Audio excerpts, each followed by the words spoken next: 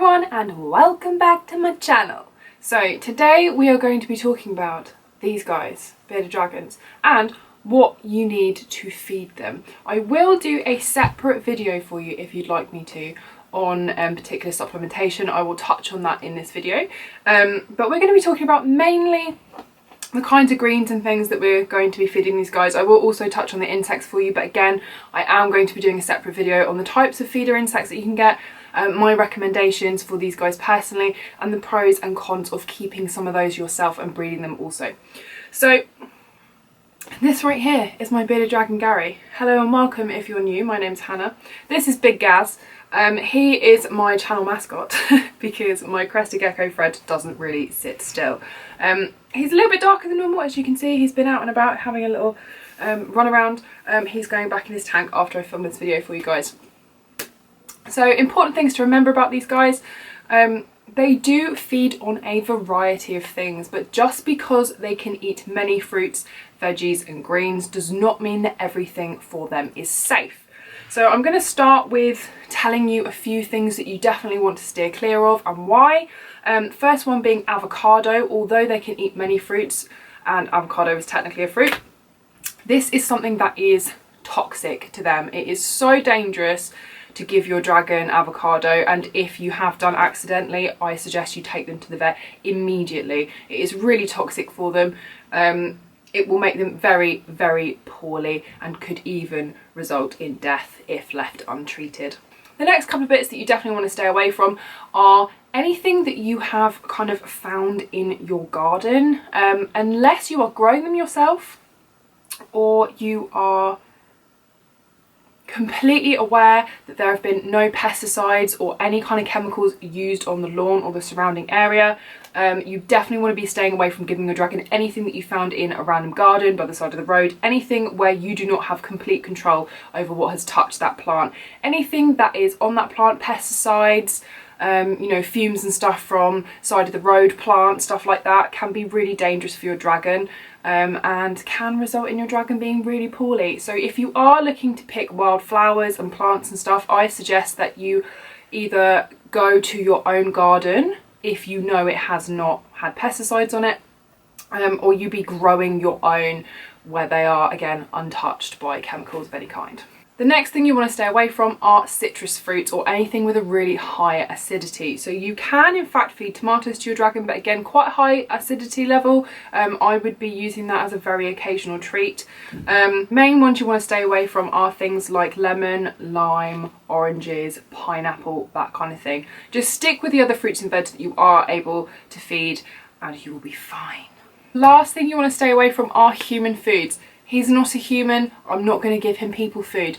Yes, there's some crossover with fruits and veggies. That's entirely different. These guys are allowed those. Do not be feeding your dragons hot dogs, chips, cheese. I have seen people do this in videos and things. It can make them really poorly. They're just not going to eat that in the wild. Don't feed it to them in captivity. It's not good for them. A lot of these things they will find really tricky to digest. If they wouldn't have it in the wild, don't give it to them in captivity. That is the #1 rule. A bonus one that I feel like you should stay away from, but I know a lot of people do feed these, are the pellets you can get. A lot of these pellets are kind of just filled with fillers. They do not provide the amount of nutrition, vitamins, minerals that your dragon needs, and it is much, much better to be only saving those for like an emergency, or maybe if you were away and that was your only option, but I really wouldn't be using that as a staple diet. I wouldn't be encouraging your bearded dragon to eat that on a regular basis, and there really is not much nutritional value in those pellets. I have seen a few different brands. I've looked at the back of them, I've looked at the ingredients. To be honest, these are not the kinds of things that I would be touching for your beardie. Your beardie should be eating as much variety of fruit and veg and insects as possible. That is the best way for them to thrive in captivity. This is not something that you want to be scrimping out on by just using pellets. Now that we've got all the don't do this stuff out of the way, let's get into what you can feed your bearded dragon. Depending on your dragon's age, we'll start off with the baby ones. Up to about a year old, your baby dragon needs a lot of protein. You're going to be feeding them lots of feeder insects.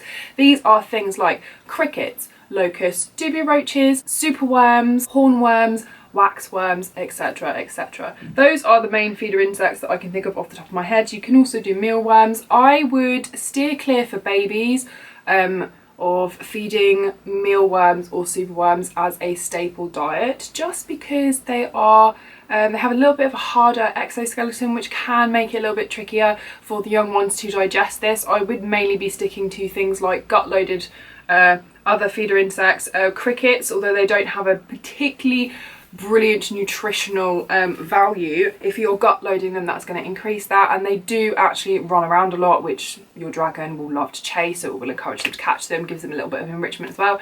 But the main best one I would suggest is dubia roaches. You can have your own farm. As I said, I will cover that in a different video, but they are really packed with protein and other nutrients.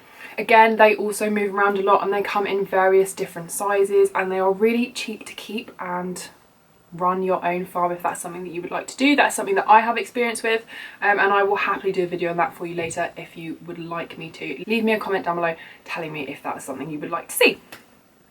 So as I was saying, main feeder roaches are, as I've just mentioned. You want to be making sure if you have a baby or a juvenile bearded dragon that their diet is predominantly protein, so that means predominantly insects, about 70 to 80% insects, and then that last 20 to 30% should be things like greens with added veg and some fruit. Fruit I would be using as more of an occasional thing, or definitely making sure that you're swapping the kinds of fruits and stuff that you're using out. You should be focusing on veggies and mainly green. I will show you a little example of what an adult salad looks like.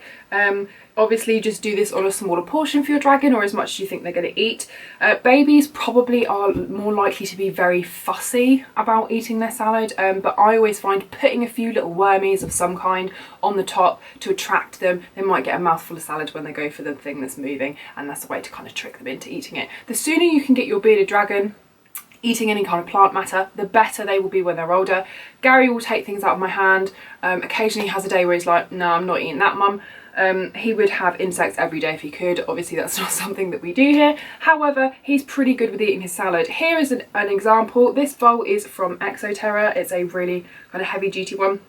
He's a big boy, he walks through everything, he's a pain in my ass. I love him dearly, but this is kind of what I needed, so it wasn't going to get tipped over and go everywhere. So in here, I have things like the greens from cabbage, I have some red cabbage here, and I have some celery chopped up. This is not as varied as I would normally do. So yesterday, for example, he was having rocket.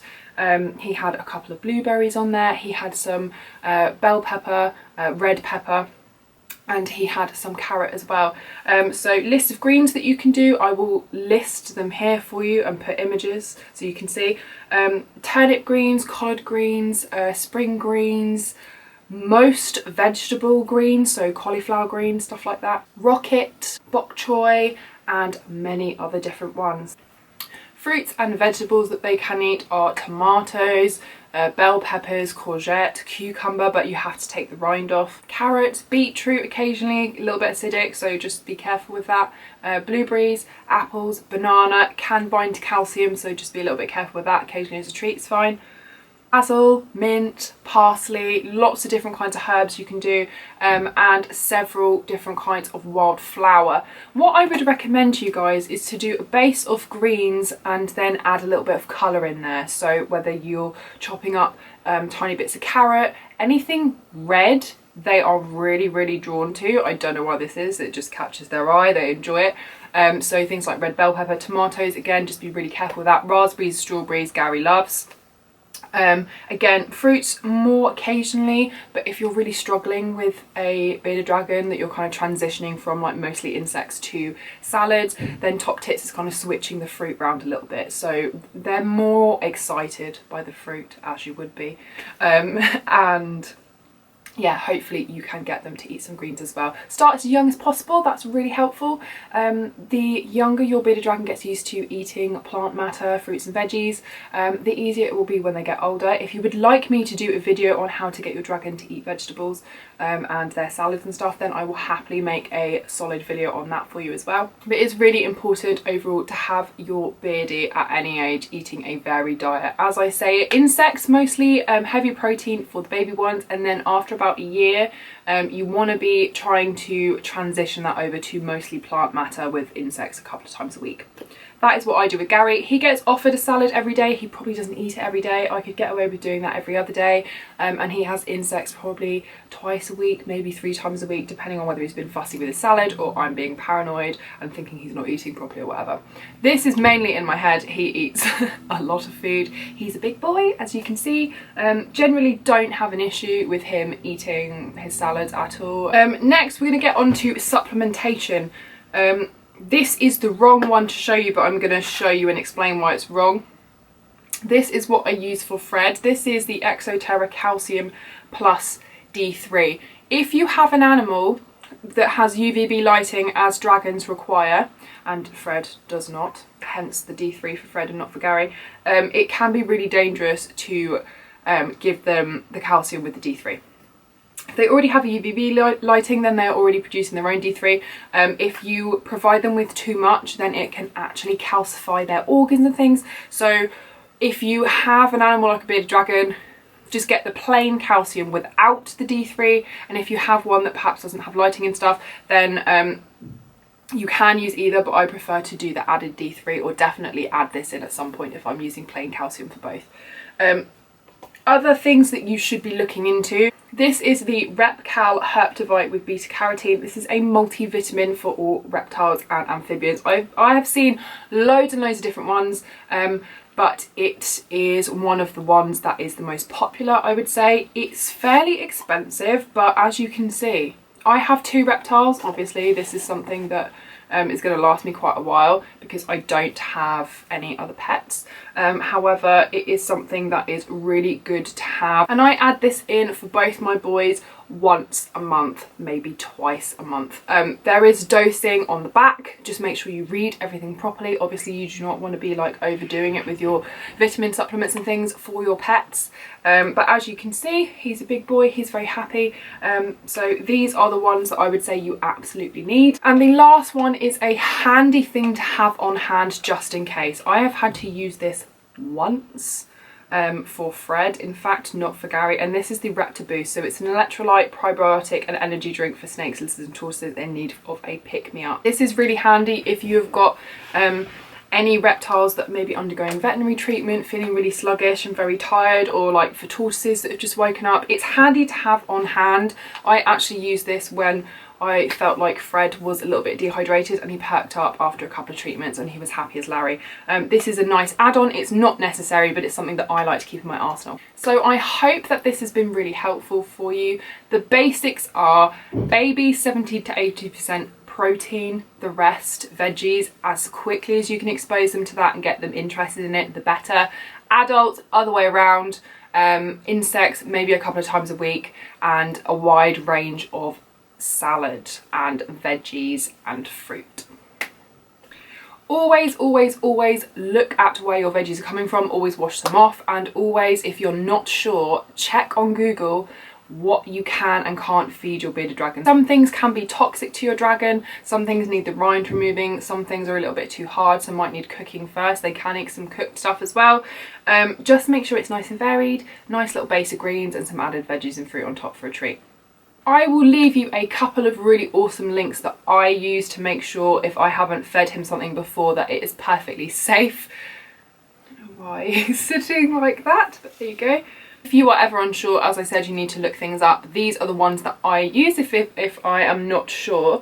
I always check it just in case, and it is much better to be safe than sorry.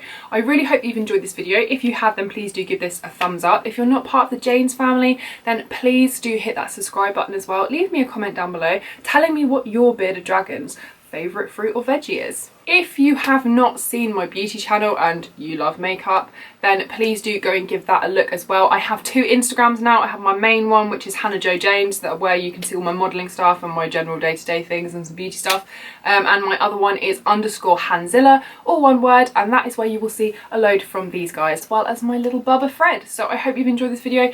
I will see you in the next one. Bye!